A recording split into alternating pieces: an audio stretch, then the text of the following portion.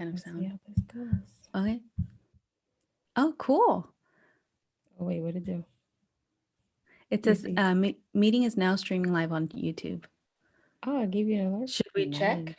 You want me to check? It's live. Okay. Oh, cool. Oh, I hear us. I hear us. All right, let me mute this. You want me to check? Let me mute What's this. your YouTube name? NICU stories. Oh, okay. Wait, what is it going on NICU stories? It looks like it's going on my personal one. Oh crap! No, you're there. It's on NICU stories or my personal one? It's NICU stories. Oh, okay. All right. Well, welcome to NICU stories. Thank you all for tuning in, and we are testing out our very first YouTube recording, so bear with us on the YouTubers. Well, once again, welcome back to all my NICU Stories podcast followers. I have an amazing guest today, Amy from NICU Families. She is absolutely amazing. Hi, Amy. How are you? Hi, I'm doing good. How are you?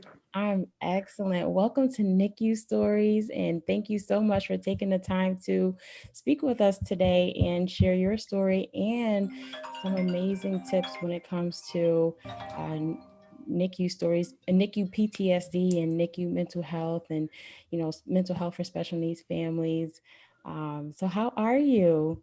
I'm doing good. Thank you so much for having me. I'm really excited to share my knowledge and story, I guess, because I've only done it on my own personal content. So I'm glad that, I can connect with other families and other NICU parents that are also struggling or going through their journey. Thank you, thank you, thank you. So, tell us a bit about your story. What brought you to the NICU and your motherhood journey? Okay, so what brought me to the NICU was my son. His name is Luke. Luke is, hold on, I gotta get this right because I say he's 18 months, but he's way older than that now.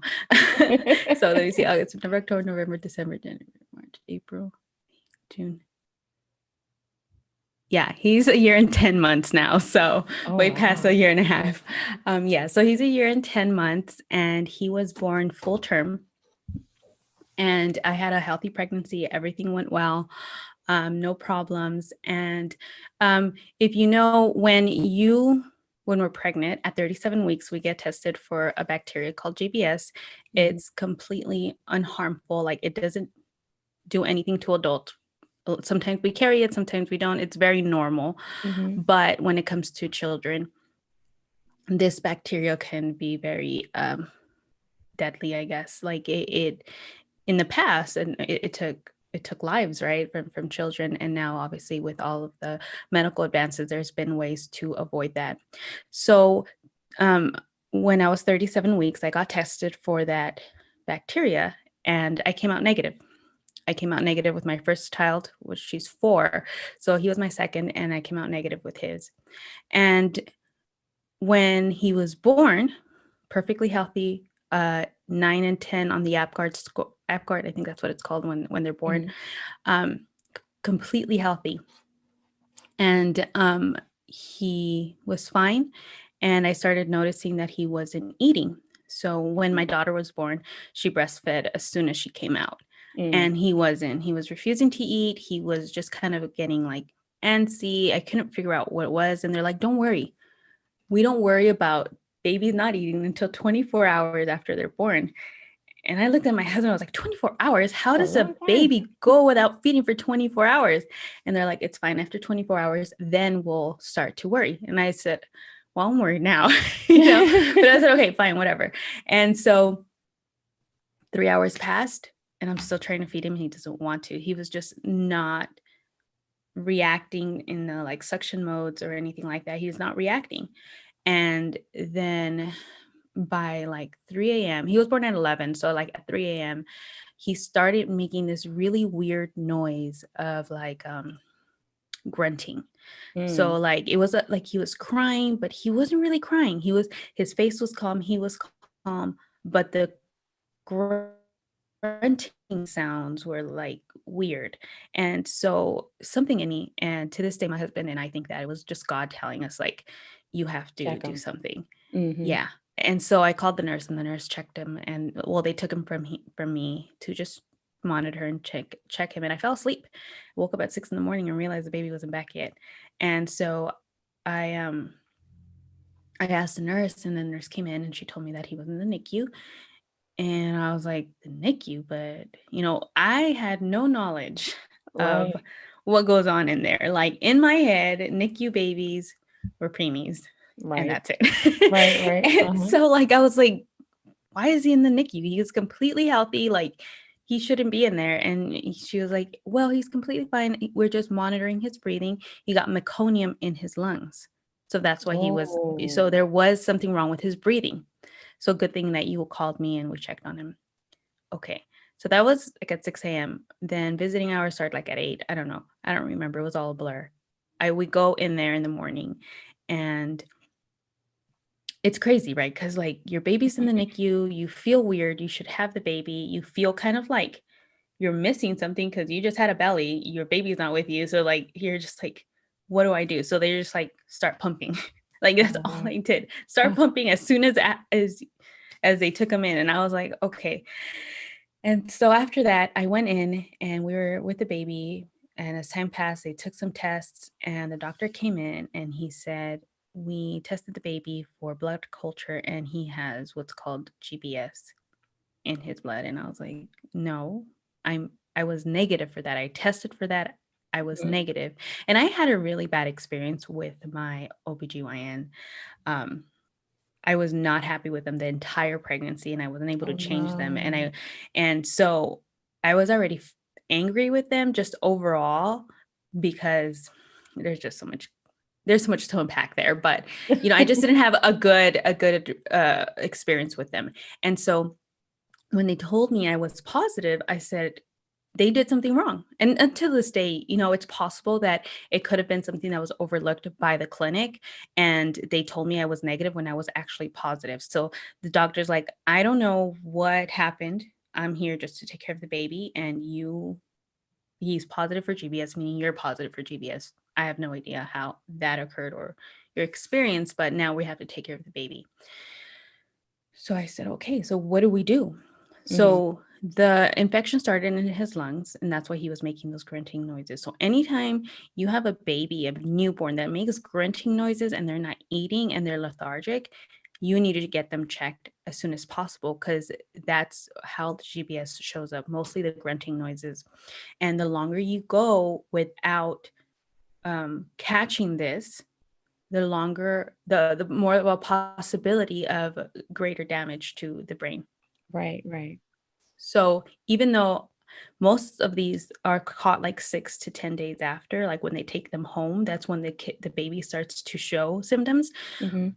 Luke started showing symptoms at 3 hours, and I sent him Wow. in that early, and he has extensive brain damage. Oh no. And so like the more you know about these symptoms, the sooner you catch it and the more likely it is for you to you know avoid any of those symptoms. So just kind of putting awareness out there when it comes to GBS. A lot of women don't even realize that they're being tested, but every woman is tested at 37 weeks for GBS. So back to the story. And so the bacteria went from his lungs to his blood, and that was on the first day. Then the second day, which was Tuesday, I was supposed to go home, which we all know that's the hardest thing. On Yeah. Tuesday, we went home, but he had a 102-degree fever when we left, and they couldn't bring it down. So it was just terrible going home with an empty car seat, all of the baby clothes you packed, everything you packed to bring him home. Everyone's expecting the baby to be home. Like, my daughter, his big sister, was waiting for him. That didn't happen. So I was just kind of in just like so much depression and anxiety and sadness. I was just distraught, and so was my husband. So we go home, we just drop off our stuff, and we're like, we're coming back to the hospital. Like we're gonna just basically be there as much as possible with the baby. So we dropped off some stuff, and then within 30 minutes or an hour after, we got a call from the NICU saying you guys should come in. So we drive back, and when we go into the NICU, the charge nurse meets us at the front, and she said, so before you go in, just letting you know that there's a team of specialists and doctors working on your baby. Don't be alarmed, but there's a lot of people working on him right now. And so when we went into the NICU, we walked up, and yeah, there was I don't know, like 5 or 6. Everybody was there. The room was silent. That has to be And traumatizing to walk into that kind of scene. yeah, I was just like, I walked in and I said, "What's happening?" And so, I mean, it was our second day, so we didn't have that authority of it as parents in the room, right? Like, you're like, can I do this? Can I go up to the baby? Can I touch him? Like, I know he's mine, but like, am Yeah. I allowed to do these things in here, right? So when we got in there, we kind of like stepped back because we knew it was bad, but we had no idea what was going on. And then I asked my husband, like, what's happening? And he said that to look at the monitors, and his oxygen levels had dropped to the 20s. Oh, wow. Oxygen shouldn't drop below 80. Right, 80. right, right. Thank you And for he was in saying the, that. Mhm. yeah, he was in the 20s. Wow. And so they were basically they were bagging him CPR. He was dying. And so they asked me to go up because he was just laying there like lifeless. And so they asked me to go up there and hold him, like, and talk to him and try to get him to focus like on my voice, because basically I'm the only thing he knew. And that the doctor is bagging him, and I'm trying to talk to him. I don't even know what to say except like I'm panicking inside. Yeah, right. And I'm panicking inside, but at the same time there's this sense of like peace in my demeanor because you're holding your baby. And he wasn't doing well. So anytime there was noise, movement, anything, he would drop his stats. Finally, Oh, he was able to bring him up to, I think, like low 80s or something like that. And as soon as they did that, they intubated him. okay. And so he was it was this vibrating machine that just shook like he was shaking. Like, I don't know what this machine is called, but like he was shaking. They were shaking his lungs to try to get his lungs to take breaths. Jumpstart. Mm-hmm. He did not like that, and he was getting worse again. So they changed him to a different breathing machine. And then this one, I guess they were able to stabilize him. And so we're asking, like, how's the infection, like, how bad is the infection, how bad? And the doctor, because my husband's my husband. He's like very particular in his personality. He has a lot of questions. He likes answers, and he wants things to be like A, B, and C, like Right, right. he's very detailed. Uh-huh. I'm the more free spirited in the relationship. Let's just put it that way. So he's asking a lot of questions, and he's kind of like grilling the doctor. And the doctor's like, you know what? It doesn't matter right now. My main concern is keeping your baby alive. Yeah. That's when it dawned on us, like how bad it was, like how truly close we were to losing him. And so after that, he stayed on the machine for a couple of days. And so the bacteria ended up going, he went septic. That's why he Oh, lost his ability to like breathe, and like had the high fever. He went septic. That's what my happened with God. the Mm-hmm. infection. So it went from his lungs to his blood. And so then finally we're like, okay, what's the next step? And they're like 10 days of antibiotics. He should be 100% okay. You caught it early. Most of the time when this happens, parents don't catch it till like 10 days after, and that's when you have issues. But because we caught it early, we're stopping the bacteria from spreading. Mm-hmm. Okay. 4 days later, by this time he had been 1 week old, we're going back, and they're like, you know what, we need to do what's called I lost it. It's when they get a fluid from the brain to Mm. see if the bacteria is in the brain. Mm-hmm. Mm-hmm. Oh man, I forgot what it's called. Anyways, and so they Is it the same as the lumbar amniocentesis? Oh, the lumbar puncture. okay. It's a lumbar puncture. That's what it Uh-huh. was. So they basically go into the bottom of the back and get fluid from the spine to see how the fluid in the brain. And lo and behold, the bacteria got to the brain. So Oh. now he had meningitis. Mm. And so with meningitis, they just had to change the antibiotics, and the meningitis, because of that, they needed a specialist. So he was no longer I guess a tier 2 type of NICU. He needed to be at the highest level because of the meningitis. So they emergency transferred him from Riverside Community Hospital to Loma Linda Children's Hospital. And there they continued the treatment for the meningitis. And a week later, they had to do an MRI to see what the brain damage was. And they came back with the results, and the doctor, the neurologist, said that his entire brain is not functioning. He doesn't have any functioning parts of his brain. There's so much brain damage. If you look at his MRI of his brain, there's like if you see like x-rays kind of thing, right? You put them against the light, you see a lot of like white where the bones are. When it comes to his MRI and his brain, you put it to the light, his entire brain is black. Oh, wow. And so they're like, he's not going to be able to eat. He's not going to be able to walk. He's not going to be able to talk. He's not going to be able to do anything. Like, he's more likely going to develop cerebral palsy, maybe some seizures. So you're going to have to, as soon as that happened, they got us in contact with physical therapists, occupational therapists, speech therapy, all the therapies, right?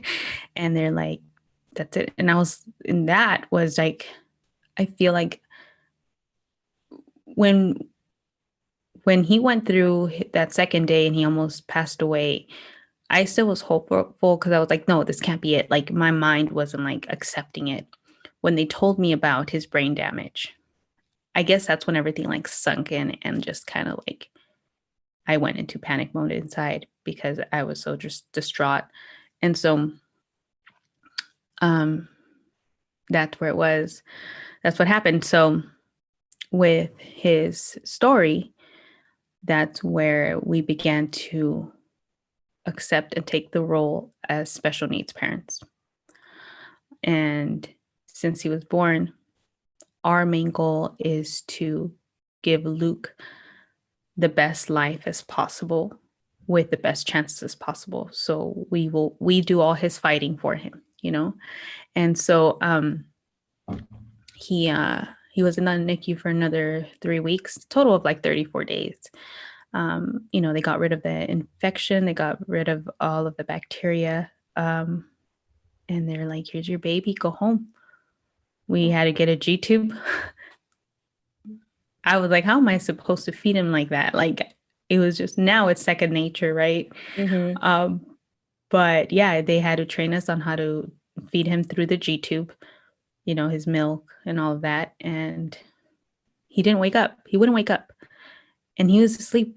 And I was like, okay, it's been 2-3 weeks. Why hasn't he woken up? So I asked the doctor, and they said that he would probably never wake up. Like, that's the extent of the brain damage, that he probably won't wake up. Oh my God. And so I was like, I didn't even know how to process that, right?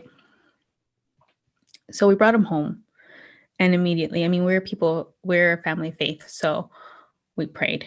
Like, God was just like the center, and the only reason we kept it together, and the only reason we're like still in a happy marriage, like we still have a good family, Mm-hmm. a good environment for Luke, it's all God.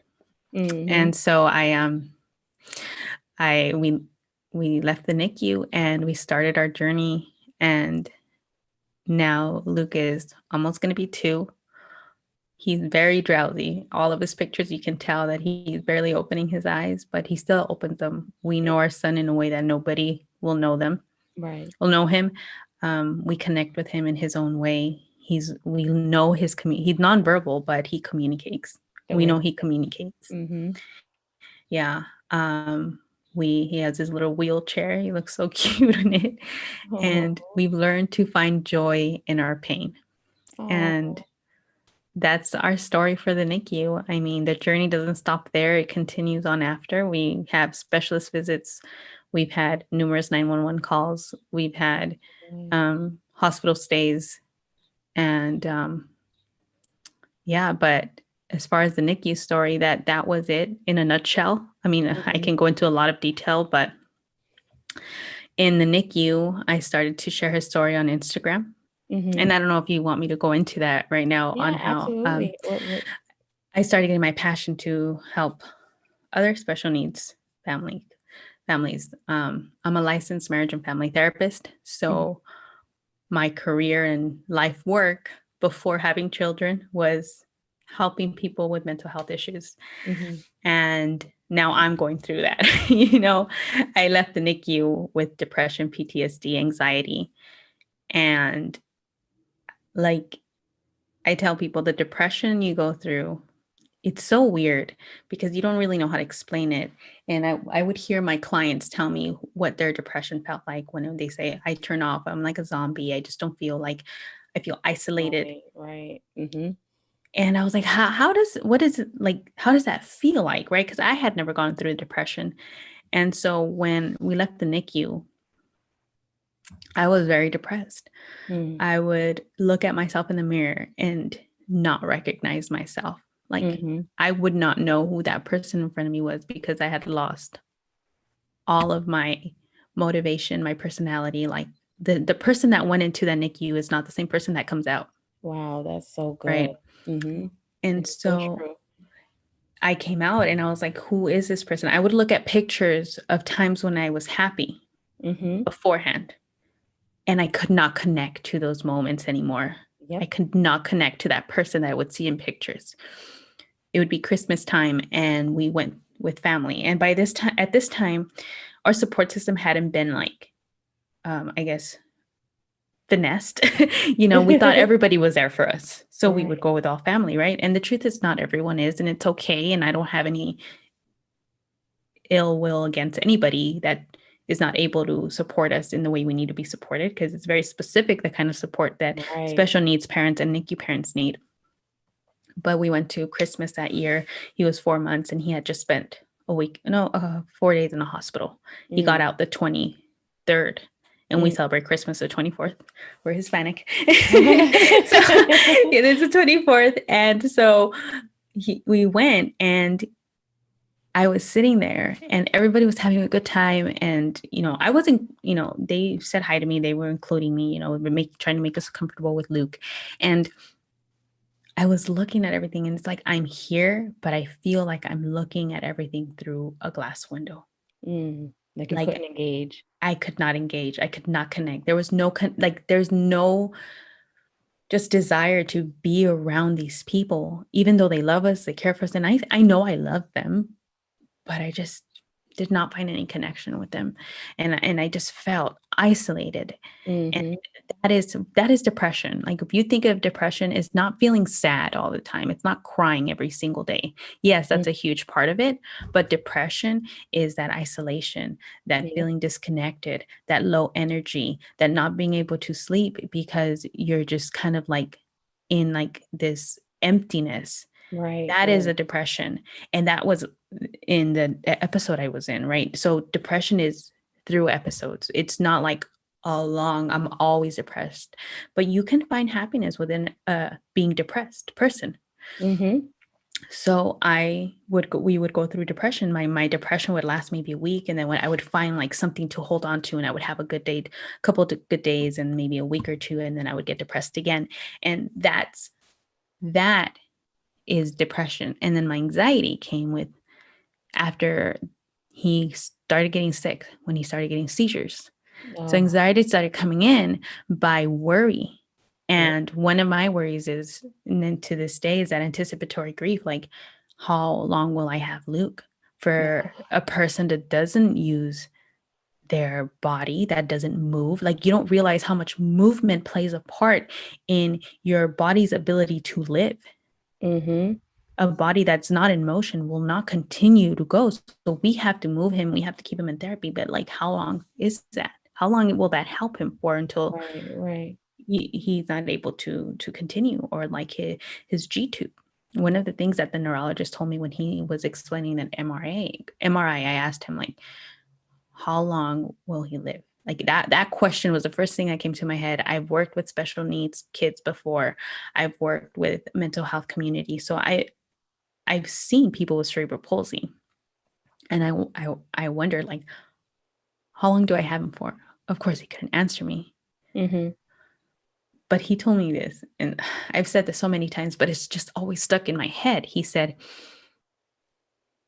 I can't tell you how long he'll live, but you don't see many 70-year-olds with a G tube and cerebral palsy. Wow. So he told me that, and basically saying like, don't expect a long life. He told me that without telling me that, Right, right. Oh gosh. And I lost it. But so every day with Luke is just a blessing, and he's brought so much joy and love to all of us. But with that, experiencing the NICU, being a special needs parent, you experience anxiety too, right? So going back to that, he started getting seizures. So now my anxiety is always at a peak. Like the recurring trauma that we've experienced causes the anxiety to always peak. Triggers, right? And I'm sure any parent who's been in the NICU for an extended amount of time that has had a lot of difficulties in there, the beeping, Mm-hmm. you'll never get that out of your head. You hear beep, and you're like, oh my gosh, is his stats dropping? Oh my gosh, that was his heart rate. Like, you're like, what's going on? And it's like, it's an alarm, like Right. I hear beeping every night because that's how I know he's eating. So anytime I hear beeping, like, is that his food? Because his pump is running, coughing. Right now he's having a lot of dry heaving and gagging. He Mm. throws up a lot. And Oh right wow. now, our issue is that he's not holding down food. So I'm always worried that he's going to dehydrate. So I'm trying to get him to hold down food. He is almost 2 years old, and he's only drinking 3 ounces of food. Wow. I have a 5-month-old who drinks 5 ounces of food. Wow, wow, wow. So if you kind of see, and he only There's a eats big difference. 4 or 5 times a day. My not newborn, he's 4 months old, so it kind of is a newborn, but my 4-month-old eats 6 7 times a day, and he Right. eats a lot. And you're And saying this he's big barely boy eating that's 3 ounces. almost 2 is only eating 3 ounces, and he throws up almost at every feeding. Oh no. So like, my worry is like, okay, what's happening? We can't figure out why he's not holding out his food. So my anxiety, anytime I hear any coughing, whether it's my daughter, my baby, I'm like, who is it? Is it Luke? Because I want Mm-hmm. to make sure that, Luke doesn't choke on his throw up, right? Because Right, he right, can't move his head. He has no function of his head movement. Like if he's choking, he can't go to the side to help himself. So right. there's just so much anxiety. And so, anyways, that's kind of what we deal with every day. And with that, I started getting a passion to help parents that have been in the NICU parents and special needs parents, and helping them understand their own mental health issues. Because many times we understand something's wrong. We know we're not okay, but because we can't put a name to it, we don't know how to address it. Or because Right. we can't put a name to it, we can't understand it. So now I created my, um, I guess my Instagram and podcast called the NICU and Special Needs Family. And there I try to bring awareness and education when it comes to mental health and hope to parents. So we talk a lot about PTSD, triggers, dissociation, anticipatory grief, consequences of like suppressing your feelings, therapy, and faith. Like those kinds of things are important things that parents need to understand in order to be the best parent to their child, in order to take care of them the best Right, way. right, Because if you're not okay, you can't help your child be okay. right. And we live in this fight or flight mode while we're in the NICU. We And then do. yeah, we're always on fight or flight while we're in the NICU. And I've heard people are sometimes so ignorant. And I mean ignorant because they just don't know. I don't mean Right, ignorant right. like to insult them, but people just are are ignorant at the fact that they say like, well, at least you get some sleep because the baby's in the hospital and you don't have to stay awake with them all day. And it's No, like you you don't. realize these daily struggles that you went through and I went through with these healthy babies are things that are supposed to happen. Like you're supposed to struggle at the beginning of a child's life because that's the part of life. Right. And when you have a NICU experience or a special needs child, your perspective about life changes. So now the connection with people is very surface like you realize that it's Yeah. very surface like you're worried about having to wake up at night. Yes, it's hard. I know it's hard. Trust me. I know it's hard. And I don't like it either, but I would never give that up to have my baby in the NICU.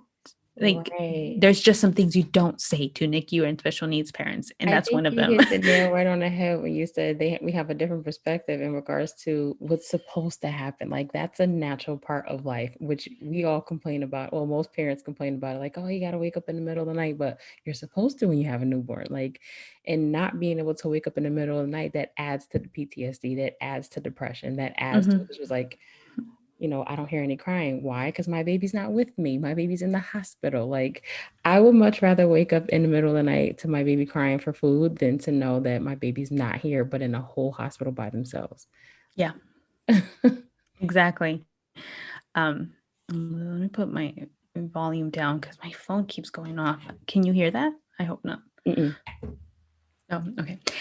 Yes, exactly. Like people don't realize that, and so bringing that awareness, because like bringing awareness, like your podcast, it's a great way not only for parents to share their story, because in PTSD, when you go through the NICU, right, you develop PTSD many times. I know I have PTSD, and I can speak for a lot of parents that I know I that for have sure PTSD did. the NICU, um, from the NICU experience.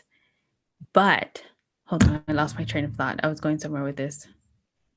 Oh, but telling your story, right. So the reason I think that your podcast and like telling stories and sharing your story is so important is because PTSD has this sense of um, reaction to your story. So the more you keep it in and Mm-hmm. you don't talk about it, the more you're going to react negatively anytime things that remind you about it come up, Yeah. anytime you have to retell your story to the doctor, anytime you have to go through that assessment where your child doesn't meet the milestones, anytime all those triggers happen, you're going to have a reaction of depression or anxiety when it comes to PTSD. You're going to have flashbacks and all of that. But the more you tell your story, the more you let go of all of the bad and you start to see the good in your story. And so Right. that impact, that emotional impact that telling your story has, it's not as negative Mm-hmm. as it would be if you just never tell your story. If you Right. keep it in, it's like if you think of a Coke bottle, right? You shake it up, how much pressure does it build? And then finally, when you have to tell your story, you're going to explode of anxiety, depression, and all these Yep. emotions, and you're not going to deal well. Such But a good analogy. right, when you tell your story over and over and over, every time you tell your story is healing. That's Yes, it why is. I like your podcast.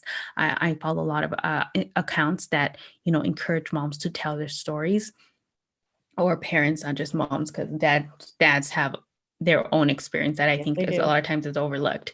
But when parents tell their stories, their NICU stories, that creates healing, and it's an emotional healing that could never really be replaced by any other way, but by telling your story. And Right. that's a way that you can deal with PTSD when it comes to triggers and your reactions to the trauma. Right. Right. I love, love, love all the points that you touched on.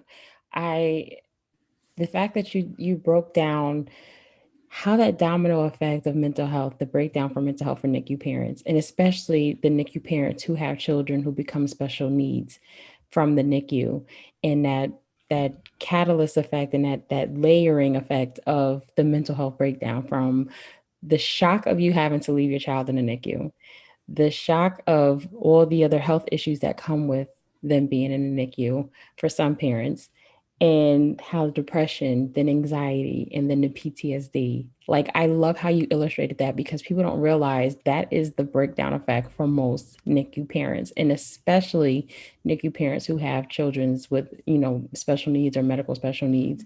Um, you get that anxiety of every little sound or every little thing. Like for me, my daughter being a 23 weeker, I just had anxiety over people touching her, like simple stuff. She's not special needs, Yeah. but you know, you still have that fear because you're like, they were so tiny. You don't want them to get sick. You don't want them to, end back up in the NICU and have any type of episodes. And there's just so many different layers for different parents, and especially for special needs parents, as I've had other parents on who have children with cerebral palsy because of different, for not the same reason that your son ended up having it, but just that breakdown effect. And not everybody handles it well, Mm-hmm. and not everybody can process it the way each other processes it. Some of them really are depressed and can't tell their story, and I'm so glad that you mentioned the reasons why it's important to share your story, because it's healing for yourself and it's healing for the people that are listening, to encourage them to also share their story. Mm-hmm. Do you think, because you have the clinical therapist background, that helped you process and get through this journey a little easier? Did it help with your healing a little more because of the knowledge that you had? Um, this is how I see it. I don't feel like it was easier for me. I don't feel like I'm healed yet. Mm-hmm. I feel like it's an ongoing process. And partly it's because it's a recurrent trauma for me because he is Right. still special needs and he still is struggling right now. Um, that's why I don't think it's easy. But what my um, education and career prepared me for is to know the signs. That's good. Mm-hmm. It's knowing the signs of when you're having an episode coming in, when you're going to need more help than normal, when you're going to need more processing than normal, Mm-hmm. knowing when to get help. That's what it's helped me with. Like I know when I'm starting to go into a depressive episode before I'm in it, Mm-hmm. because I know the signs of depression, because I Mm-hmm. am educated in that. And that's why I want to raise awareness of special needs. I'm sorry, of mental health for Mm-hmm. special needs parents, because you need to understand what the signs are before you're actually in a depressive episode. Because once you're in the depressive episode, doing much, you can't do much because you're stuck Right. until you somehow get out of it. But if you're starting to see the signs beforehand, you're going to be able to manage it. Coping skills, therapy, support, all that doesn't take away the mental health Right. struggles. Right. It doesn't take away the anxiety, it doesn't take away the depression, and it doesn't take away the PTSD. But what all those things do is they help manage your mental health struggles. And that is what you want to do. You want to manage, because the reality of it going away, it's like, for me, I can say that my depression is never going away because of the amount of guilt I carry. Mm-hmm. Like I know a lot of people with special needs children and NICU kids have guilt. Like my body wasn't able to keep the baby in for that long. There's a lot of guilt Right. on that. Right. Or I wasn't able to provide the right um, entrance to this world for my baby. And Right. that's why I have guilt. Or like I shouldn't have done this with my baby. Like Right. there's just so So much. much guilt. Like the guilt that we feel, I feel is like the weight of the world, because it's your children that you're supposed to Exactly. protect and they're struggling. So I've accepted that guilt is going to be my shadow for the rest of my life. Mm. And that's partly why I know my depression won't ever fully go away. Mm-hmm. And I'm going to carry it forever. And sometimes I don't know if it's like cognitive distortion, like a Mm-hmm. negative thinking pattern that I may have about myself, like a negative belief system Mm-hmm. that I've created within myself. I Mm-hmm. can recognize that that could be it too. Mm-hmm. But that for now, that's how I see guilt. Because people are like, don't feel guilty. You can't feel guilty. Like, you can tell me that as much as you want. And as much as I try to get rid of it, it's not going away. It's still there because I try to pretend it's not there and it's there, you know? And so with guilt, I've learned that it's there. But if you uh, choose to what I call shelf it, right? Mm-hmm. Right now, I choose, like, there are days when, like, I want to sit with my guilt. I want to be depressed. I want to cry. Leave me alone. Let me sit with it. Like, don't tell me not to cry. Don't tell me to feel okay, because I don't feel okay and I want to feel what I'm feeling right now. I want to feel guilty because that's what I'm feeling. That's when I Mm-hmm. choose to go into my shelf, grab guilt, and sit with it. And then mentally, I have to decide, okay, I've sat with it long enough. It's been a couple days. I'm going to grab it, put it in a box, shelf it, In the back of my head, I know it's there. There's reminders, there's things that people say that make me feel guilty about being a mom to a special needs parent. It's there, but I'm choosing not to sit with it right now. So Mm. by acknowledging it, Mm-hmm. acknowledging that you have the guilt, but Mm-hmm. not always sitting with it, helps Mm-hmm. you manage life a lot Mm-hmm. better. And that's what I want parents to do. Really, really, really good that you mentioned the fact that you can sit with it. I have to say, for me, I didn't know that I was going through the depression and the PTSD until after the fact. Like, Mhm. like you were saying, like how you're not connecting to certain environments, to certain people, which you should be connecting to, but you feel isolated. I felt all those things. And then there was also decline on how I was taking care of myself because I didn't take care of myself. And I think when I started to not take care of myself is when my husband was like, "Are you depressed?" And I was like, "No, I'm not depressed." And then that made me start to think about, well, am I? And I think being on the other side of that, unfortunately, I didn't get there. Well, I don't want to say unfortunately, I didn't get therapy, but I have to say I am healed from that place that I was in. And I do believe that there is a place to be healed and be on the other side of it. Is difficult though when you have a special needs child and you're constantly having to relive that Yeah. process. For Yeah. me, my daughter's, she's fine. She didn't have any issues. My son, which when I realized NICU PTSD was real, when he had to go into the NICU, he's a full-term baby. And I'm like, this was not supposed to happen. I have a Right. full-term child. We made it. We Like did it right how this time. how are we here again? And that's when I feel like the really trauma hit me. And for us, the ongoing battle is the Hirschsprung's disease. I get very frustrated because, he's not stooling on his own and things like that. But I have to say, I don't allow myself to be guilty. I just have to know how to handle the frustration of it all. Right. And I think it's a matter of how you choose to process the Mhm. guilt, how you choose to process the depression. And for me, I'm just making the decision to not hold on to it. I have my moment, but I'm tossing it to the side. I'm not putting it Mm. on the shelf. Oh, That's yeah, just me. yeah. Yeah, Because I no, don't that's want to feel good. that. Yeah, and I think everybody deals with things differently. And I Exactly. think that's the where the respect for people's journey is. Like Exactly. your journey is that way and that's how you've been able to get through it and that's great. And this is my journey and this is how I've been able to get through it. But The there's so main many families who are feeling the way that you feel, Mhm. especially who have such an intense special needs child, because they feel exactly what you're feeling. And Right. I'm so glad you said that because there's a lot of families who, and especially moms, because let's just be honest, moms are dealing with the brunt of this more than the dads, even though dads are hands on. But there's so many moms who I identify with what you're saying, and I thank you for being so transparent to mention that because I believe they need to hear that and hear that they're not Mhm. crazy. Number one, No. you're not alone for feeling that, and how you're processing it is not abnormal. Yeah, exactly. Some people just choose to not be okay, and it's okay to not be okay, like all that. And I did Exactly. want to, and I did want to point out that you said that you didn't get therapy, and that's okay. I don't think everybody is supposed to get I therapy. wish I did though. Oh, right. Yeah, and it's okay. But what I'm trying to say is like not everyone needs therapy all the time. There Right. is a time and place for it, and if you're not ready for it, it's okay. Okay, and the way you find out if you need therapy is if you're not managing, right? If Right. that's what you want to think of. It's not get rid of everything. You want to get to a place of managing your life in a Mm-hmm. way where you're content. Because if Right. you want to say, I want to be happy, that's a feeling based thing. Mm-hmm. Mm-hmm. Don't rely on feelings. Feelings lie to you. I know they're important, but I always tell my clients, like, you can be from like angry to happy in like a split second. Like It's I could true. be angry at my husband and he brings me some donuts and be like, "Oh, thank you. You made me happy." Right when I was just yelling at you a second ago, right? Like our feelings change so rapidly, so fast that they're not reliable. Right. Right. Right. So, um don't think about I want to feel happy. Think about I want to manage my life the best way as possible. And that's when you know if you need if you're listening to this podcast and you wonder like do I need therapy? You know if you need therapy if you're not managing, if you're not meeting your responsibilities. When I say managing, I mean meeting your responsibilities, taking care of your children, taking Take care care of of yourself. yourself, Mm-hmm. eating, being able to connect with people.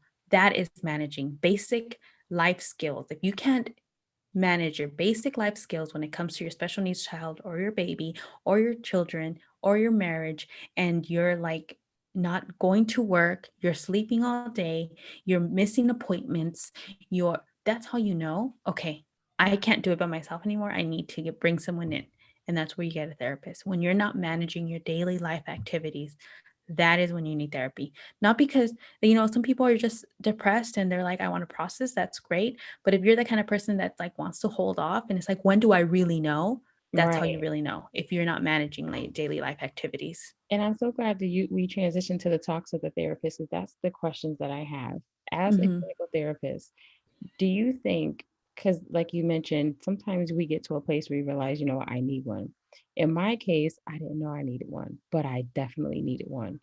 And especially when going into the NICU the second time, I felt like no one understood the magnitude that they had on me except for my daughter's pediatrician. And he came to me and he said, oh my God, I cannot believe that you have to go back there again. He was like, I am just so sorry. And I felt like it was the only person that really understood the blow Wow. that I was experiencing.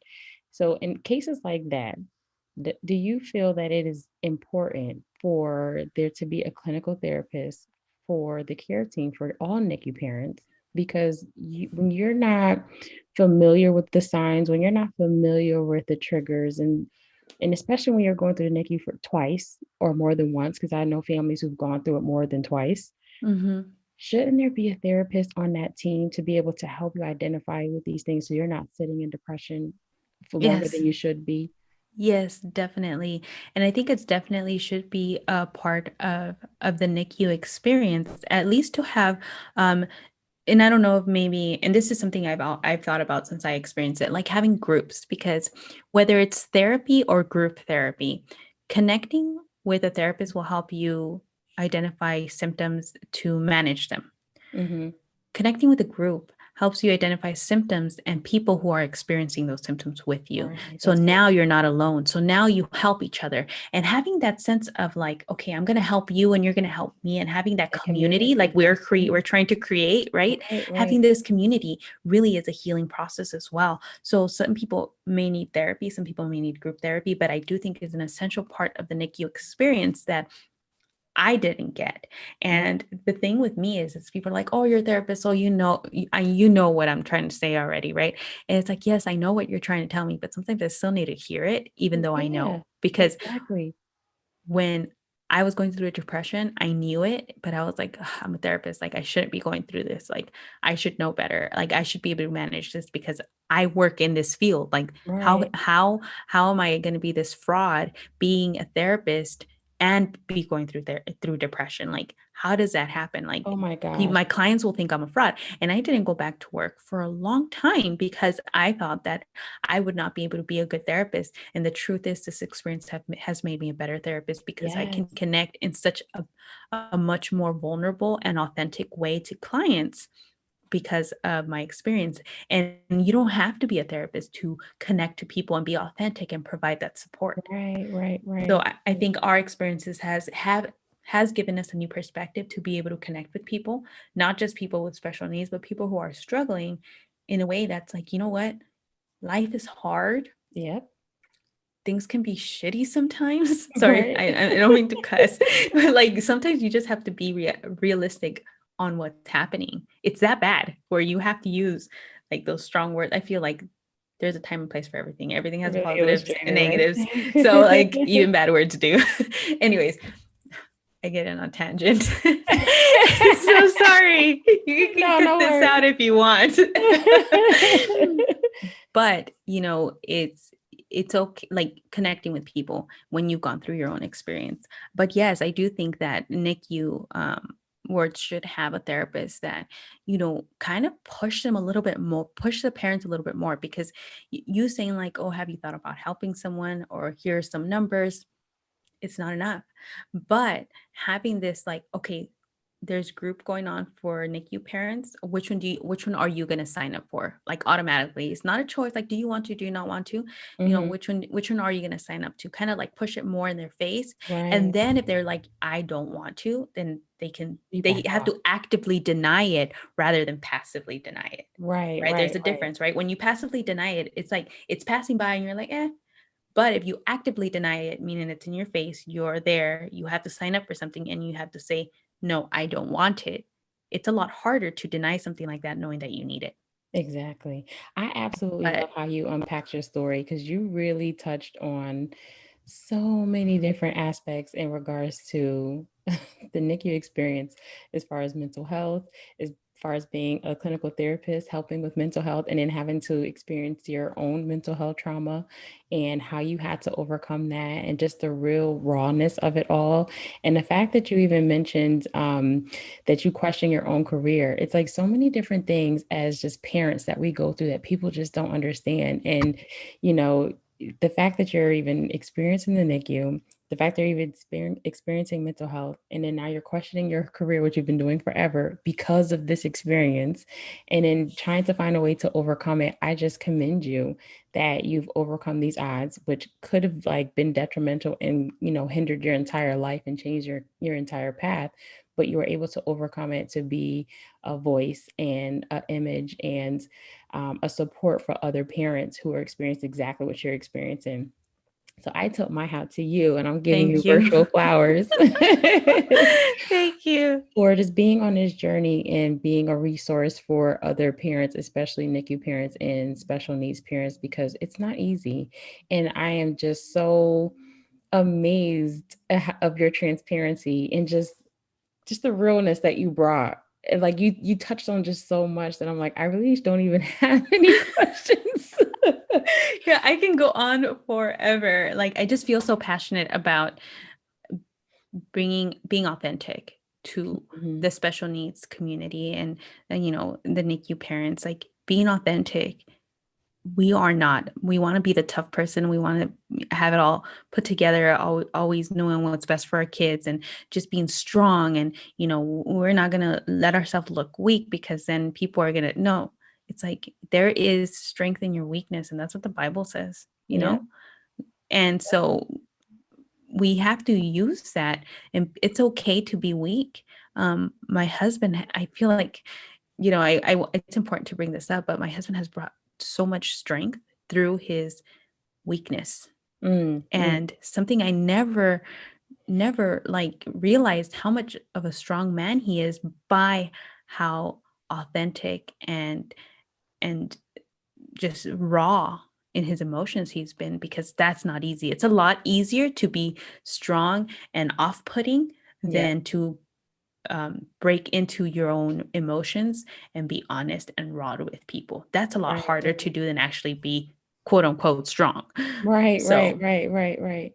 it's just a learning process. And, you know, if I really want to help the community and make an impact, because I feel like my knowledge, it, there's not a lot of mental health support for parents. And so I really want to bring that out there and help parents understand their symptoms and let them know they're not alone and just create that community, you know. Right, right. And I have to say, most parents who I've spoken to did not get that support. And the ones who did get that support, they actually said it helped them get through the NICU journey a lot easier. So I definitely like to raise awareness and talk about it as much as I possibly can so that there can be some change in the NICU care team and the NICU communities across the country. And not just in the country, just in the world period, because I've spoken to parents in, you know, Europe and they just didn't get the same support. I had one mom whose her NICU experience was very traumatic.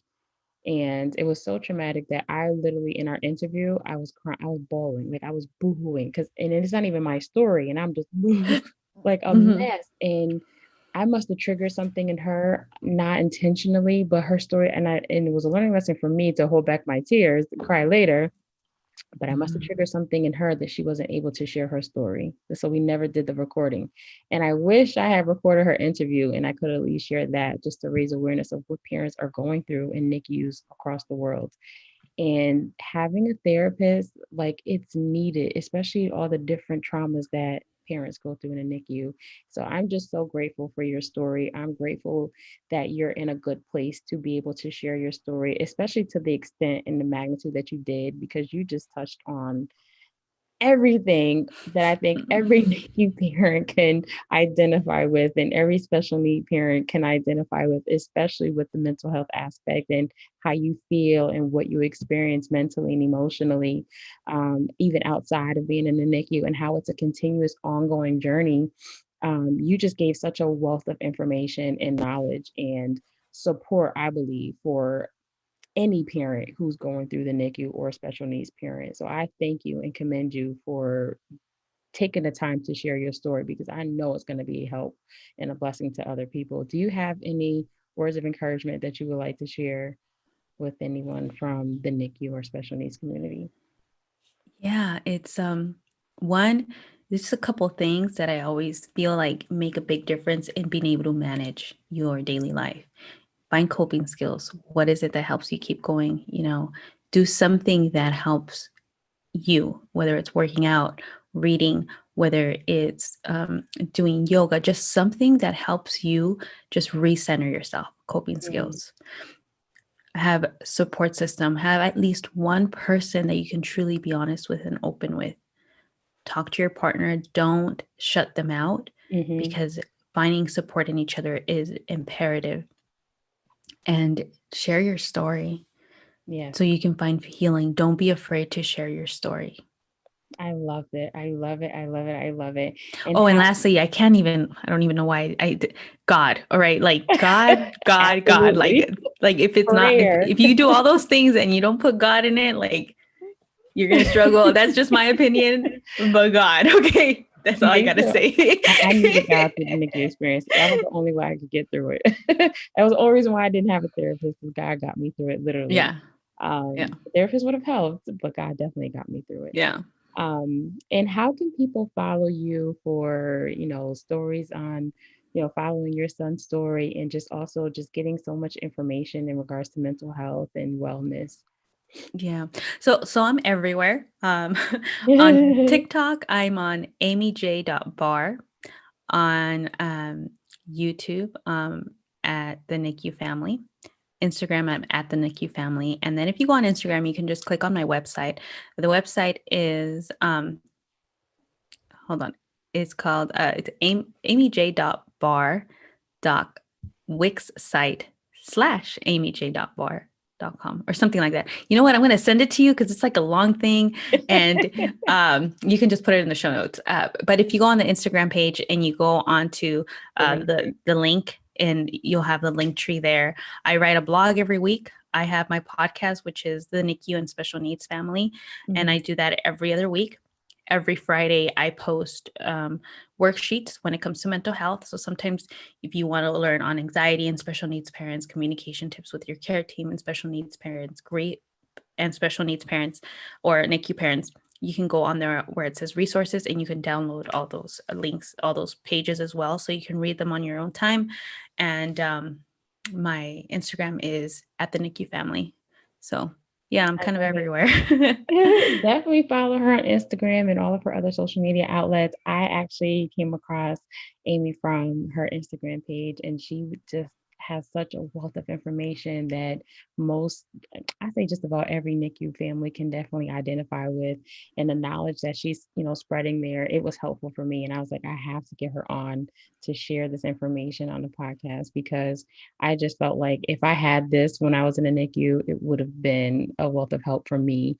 So I love what you're doing in the community, and I love the work that you're doing. And I'm looking forward to seeing where you expand to. So you guys go follow her, listen to her podcast, like and invite and share, do all those wonderful things, because Amy is definitely a valued vessel in this community. And I thank you once again, Amy, for sharing your story and sharing such a wealth of information and knowledge for the community. Thank you so much for having me. Thank you all for tuning in once again for NICU Stories. Go follow Amy today. And until next time, have an amazing day.